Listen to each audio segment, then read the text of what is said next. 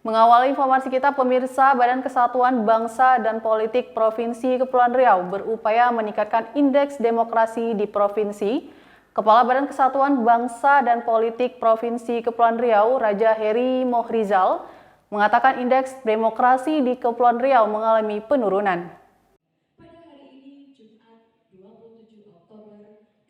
Indeks demokrasi di Kepulauan Riau mengalami penurunan dari 79,53 di tahun 2021 atau pada peringkat 10 menjadi 78,77 di tahun 2022 atau pada peringkat 18 se-Indonesia. Kepala Badan Kesatuan Bangsa dan Politik Provinsi Kepri menambahkan pada tahun 2019 indeks demokrasi di Kepri sempat berada pada peringkat 3 secara nasional dengan nilai 81,64. Untuk meningkatkan indeks demokrasi, perlu adanya peningkatan kolaborasi dan sinergitas bersama dengan instansi atau lembaga terkait. Anggota Komisi 1 DPRD Kepri yang juga Ketua Dewan Kehormatan DPRD Kepri, Taba Iskandar menyebut, Dewan Perwakilan Rakyat Daerah bersama partai politik berperan penting dalam meningkatkan indeks demokrasi Indonesia khususnya di Kepulauan Riau. Peran DPRD itu diantaranya papar Taba, menyusun undang-undang yang mendukung demokrasi, mengawasi kinerja pemerintah, memfasilitasi partisipasi publik dalam mengambil kebijakan, dan DPRD harus memastikan transparansi dan akuntabilitas pengelolaan keuangan publik.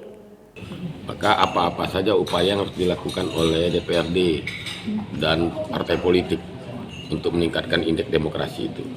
Peran DPRD kan satu dari alokasi anggaran untuk partisipasi masyarakat di dalam demokrasi. Kemudian usul inisiatif terhadap rancangan perda, kemudian juga keterbukaan informasi publik. Bagi partai politik adalah satu, pola rekrutmen yang benar, proses kaderisasi, kemudian keterlibatan wanita di dalam politik. Ya, itu yang harus ditingkatkan di Provinsi Kepri.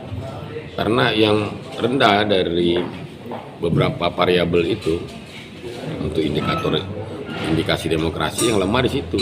Usul inisiatif DPRD kurang perdanya. Kemudian partisipasi masyarakat di dalam policy atau kebijakan tentang anggaran pendapatan belanja daerah. Kemudian keterbukaan informasi terhadap akses APBD itu. Kemudian anggaran yang memadai untuk sektor pendidikan dan kesehatan itu di DPRD dan pemerintah. Di partai politik kan masih lemahnya proses kaderisasi, keterlibatan wanita di dalam demokrasi atau berpolitik. Nah, itu pencatatan atau kegiatan-kegiatan yang menyangkut peningkatan demokrasi itu sendiri. Kita berharap Polja ini akan memberikan semangat baru untuk memberikan indeks demokrasi Indonesia yang lebih baik di tahun-tahun ke depan. Karena kita mencontohkan Jogja sama Jawa Barat. Jawa Barat itu tadinya mereka 30 besar, sekarang sudah 5 besar.